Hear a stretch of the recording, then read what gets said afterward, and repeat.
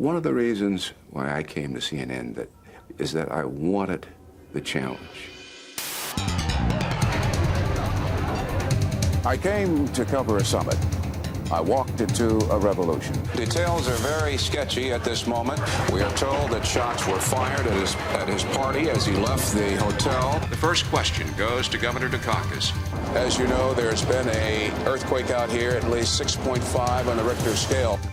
The most devastating story I've ever covered at CNN was the bombing of the federal office building in Oklahoma City. The skies over Baghdad have been illuminated. This is thunder, this is lightning, this is death, this is hell. He was straight, to the point, asked a tough question. Many people say you should have finished him off when you had the chance. Why didn't you? I don't know what they're going to do there at CNN, but I think they must know that in losing Bernie Shaw, they've lost an icon. Much as he dislikes the term, Bernard Shaw is an icon. After 38 years on the air, he has emerged as one of the finest broadcast journalists of his generation, among the very few faces and voices instantly recognizable across America and around the globe. So how do you get to the top? Start by asking someone who was already there. I was in Hawaii doing a story about Pearl Harbor, and we were registered in the hotel. And the very first day we were there, I started getting notes in my box at the hotel to please call this Bernard Shaw. The second day came in, and the man at the desk said, "That man has been calling you, Mr. Shaw. He's sitting right over there, waiting for you to come in." Trapped me, you know. So there he is, and he turns out to be the sergeant in the Marine Corps, for heaven's sakes. And right away he said, "Mr. Cronkite, I have to talk to you. I have to be a journalist, and I have to find out how I do that." On weekends, when the rest of us were running around Waikiki Beach chasing girls, Bernie spent a lot of time in the cubicle where we slept next to our bunks, at a desk, reading. Determination, evident from the start. Ray Lopez remembers the focus and intensity of his Marine buddy. He'd come up to me with a towel or a coffee cup or whatever, mimicking a microphone, and he would stick it in front of me and start asking me all kinds of questions. And the guy could talk for endless. Bernie Shaw, Leslie Stahl, and I were so low on the totem pole when we first came to CBS News. We didn't have desks. We were very upset about it. So we complained, and they finally put these little kiddie desks. Believe me, they were little kiddie desks in a hallway.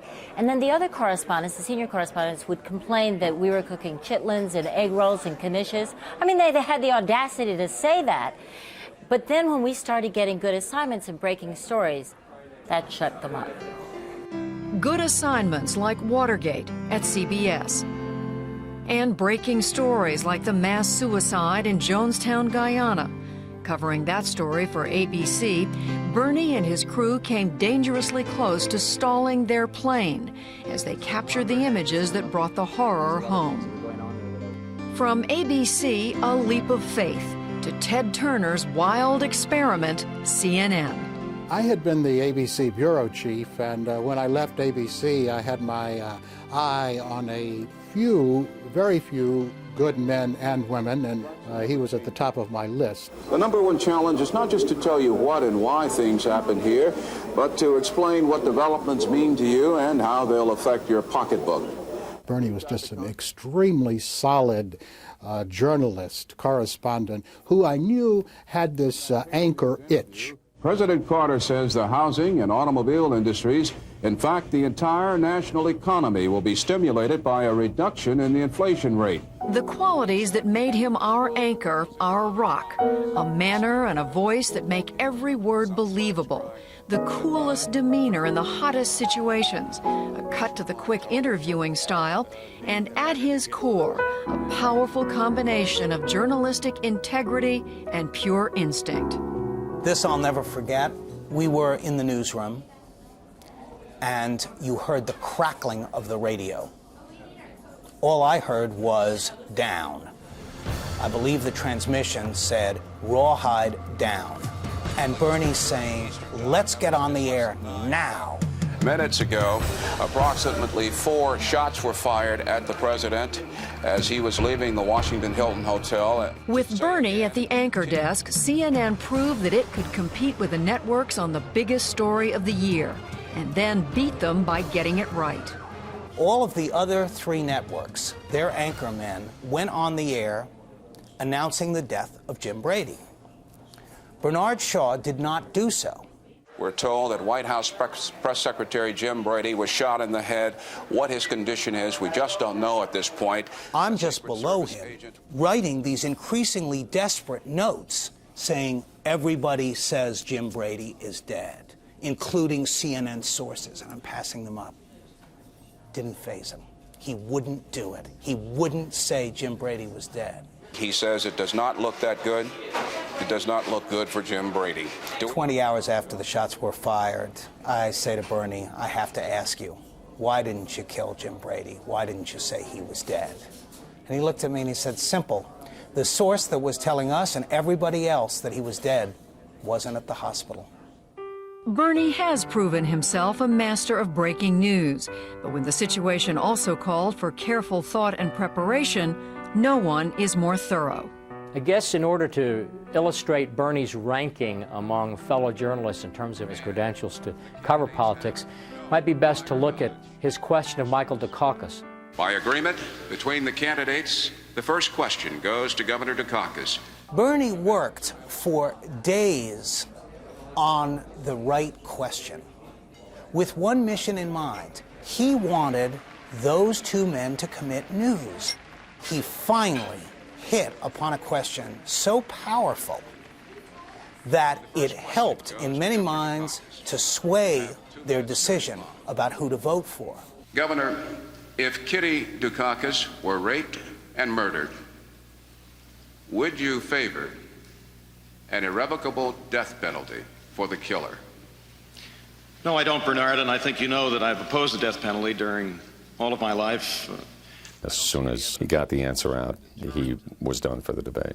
I think you can make a very plausible case that it was maybe one of the most revealing questions ever asked in a presidential debate. Fellow journalists will recall Bernie's ability to deliver the news fast and straight and ask tough but fair questions. If you had not allowed missiles in Cuba, would relations with the United States be different, better? But for many viewers, he will always be known as a calm voice in times of chaos.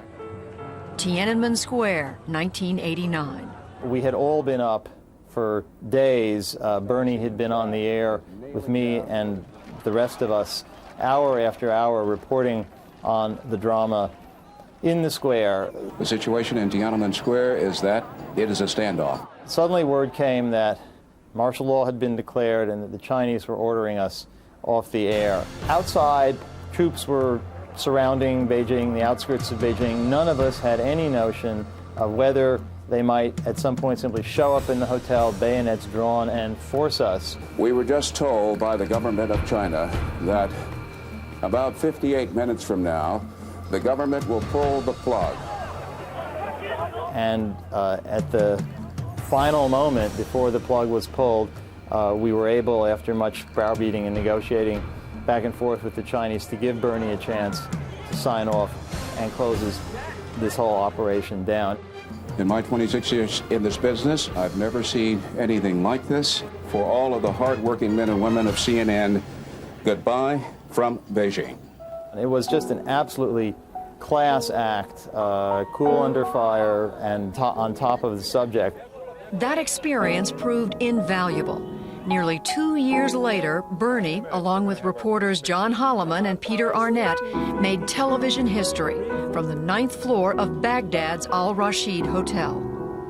The first moments of the bombing, when the skies were lit up, I was in a room across the hall. I raced for the microphone, and here was Bernie. You know, Atlanta, come to Baghdad, come to Baghdad. Skies over Baghdad have been illuminated. We're seeing bright flashes going off all over the sky.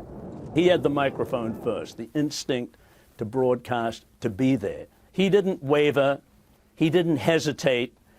Wham. No one knew whether our boys of Baghdad would survive that night. 1 billion people watched around the world, and CNN, as we know it, was born.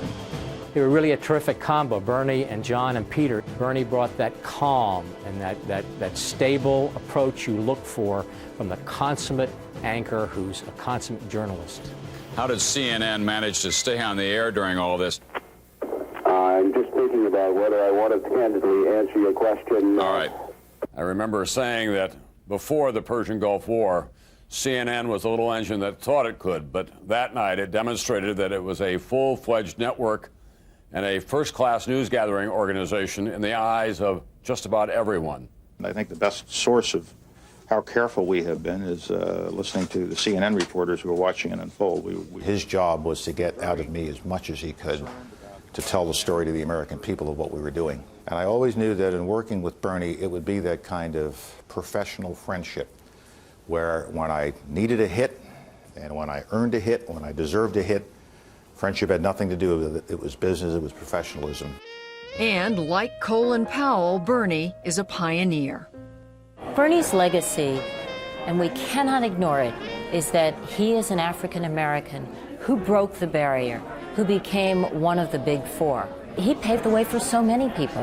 And I'm not talking about just African Americans. I think all of us, all the minorities.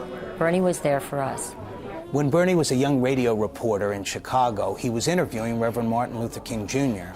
And after the brief interview was over, Dr. King took him aside and encouraged him to pursue the profession of journalism, saying to Bernie Shaw, "We need more like you." A quiet word of encouragement from Dr. King to a young radio reporter, and from a famous anchor to a new technician. I passed him in the hall. He took maybe one step past me, turned around, said "Excuse me." He said, is this your first day here? I said, "Yes, sir. How you doing, Mr. Shaw? My name's Maurice." Came up, shook my hand, said, welcome to the team. Look forward to working with you. It meant a lot to make me feel welcome here, and that's how Bernie was. Bernie's legacy? A shining example to young journalists of all backgrounds. The man who tamed a chaotic new medium, 24-hour news. The first voice we heard in times of crisis.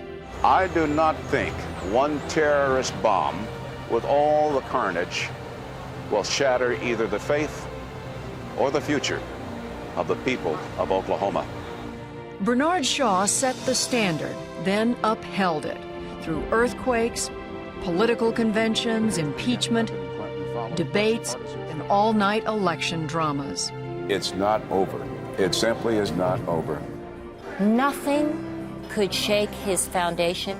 He was always calm, clear, concise. If you told him the world was coming to an end, he would still report it factually. You got to have it in the gut to be a good journalist, a good reporter, and a good editor, a good writer, a good broadcaster. And he did all of that. Cronkite was a great broadcaster, Edward Murrow, great broadcasters. But look at what Bernie Shaw's done. The hours he has spent on the air. Bernie has done it all. I mean, he is the complete broadcaster. We're still in shock. On the day Bernie announced his plan to step back, the entire newsroom, writers, producers, and editors all stood to applaud. Some cried. Many of them are young.